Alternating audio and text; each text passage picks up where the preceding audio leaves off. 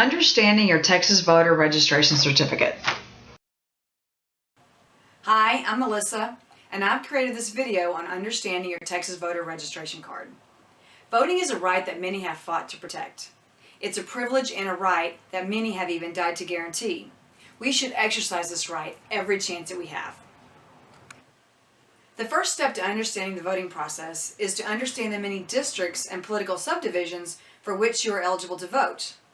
Many of these are listed on the voter registration card that is provided to every registered voter, so it's a good place to begin learning about your districts. I've been voting for many years, but it was not until I became really active in politics several years ago that I began to understand the meaning of all the political subdivisions and who represents me in each. So if you're not sure what a precinct is and what the different districts are and who represents you, where they spend their time and what they do for you, don't feel bad. Lots of people are in this same boat.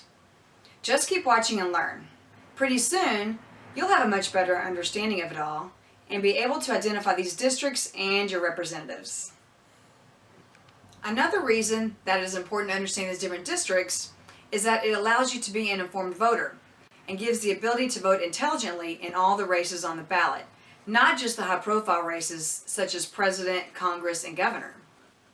Then, next time you go vote, you will feel confident and empowered and will be fulfilling your civic responsibility. So let's move on and look at this voter registration card and maps for each representative office. The card pictured on this slide is an example of a current voter registration card, which I will use as a guide to understanding election districts. We will start at a local level, right in your neighborhood.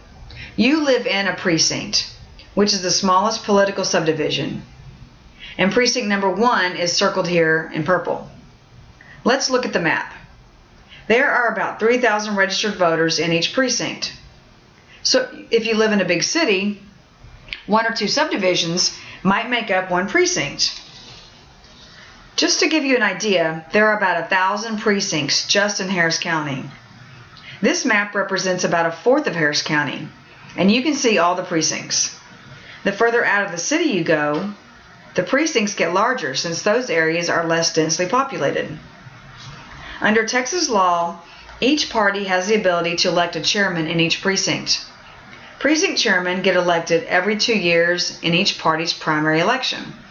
This means that there can actually be 2 precinct chairmen in each precinct, one representing the Republican Party and one representing the Democrat Party. They serve the precinct by running the election and helping with partisan election duties, such as sending out cards and letters or making phone calls to both advocate and inform, or perhaps to encourage people to go out and vote on election day, among other things. If there is a precinct chair vacancy, the county clerk has to find people to step in and run the elections. The elections don't just run themselves. If there's not a precinct chair that represents your party, then find out how you can be the chairman, or perhaps you know someone that might be a good candidate to fill that role. Next on the card is your Congressional District number for your U.S. representative, your congressman. Take a look at this map. This is just a small portion of Texas near Houston. Your congressman represents about 700,000 citizens. Your congressman is one of 435 members in Congress, and he or she represents you in Washington and spends most of their time there. Congress makes the laws of the United States. They sit on committees and consider and vote on legislation. Some of our local congressmen are Mike McCall, John Culberson, and Ted Poe. Next on the card is your Senate District number for your state senator. As you can see on this map of Texas, we have 31 senators. A good chunk of them are in the major cities, as they represent us by population also. The map in the inset is of Harris County, and as you can see, we have several for 1 county, compared to West Texas, where there's 1 for many counties. Each state's Texas senator has close to 700,000 constituents. Senators are elected for 4-year terms. Besides serving the public, most senators have full-time jobs. The Senate is the upper house of the Texas legislature and convenes its regular sessions at the Texas State Capitol in Austin in January of odd-numbered years. The senators debate and vote on legislation for the state and consider constitutional amendments for submission to the voters and appropriate all funds for the operation of state government. Next on the card is your state representative district. The Texas House of Representatives is composed of 150 members, state reps, each elected for a 2-year term. The House of Representatives elects one of its own members as presiding officer, the Speaker of the House.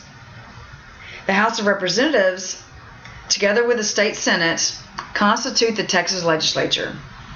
House members represent a smaller number of constituents than senators. Therefore, they are able to remain more closely in touch with the needs and concerns of their constituents. For this reason, the state constitution requires that all bills increasing taxes or raising revenues for use by the state originate in the House of Representatives. Next on the card is your county commissioner precinct. This map of Harris County shows you the 4 commissioner precincts. Commissioners participate in all decisions and work of Commissioners Court, which is the governing body of the county. The main functions of the court are supervision and control of the county courthouses and jails, appointment and employment of county personnel, determination of county tax rates, adoption of a county budget, establishment of voting precinct boundaries, calling of county bond elections, letting of contracts in the name of the county, building and maintaining county roads and bridges, and establishment of libraries and parks. Commissioners Court also appoints members to numerous boards and commissions, sometimes serving as liaison or members themselves. Within individual commissioner precincts, each commissioner is directly responsible for administration, parks, and road and bridge programs. Next on the card is your justice precinct number. This map of Harris County shows you the 8 justice of the peace precincts. The justice of the peace courts primarily handle traffic tickets and other minor offenses. They are also known as small claims court because civil suits involving less than $5,000 in damages are often litigated there. Justices of the peace also perform wedding ceremonies. Unlike all other courts, a judge of a justice of the peace court does not have to hold a law degree to be eligible for election.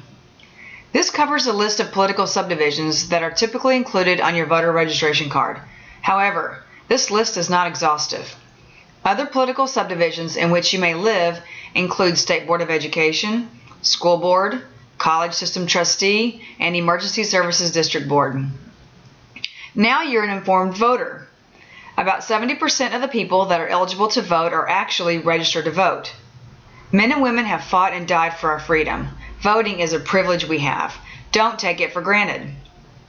If you do your duty and vote, thank you. If you are 18 or older and are a U.S. citizen and are eligible to vote, please register to vote. You can register to vote at any time, but you must be registered 30 days prior to an election to vote in that election. If you learned something you did not know about your voter registration card, please share this video with your friends and family so they can learn something too. Now pull out your own voter registration card and find out who represents you. And if you are so moved, look into volunteering in an elected official's or candidate's next campaign.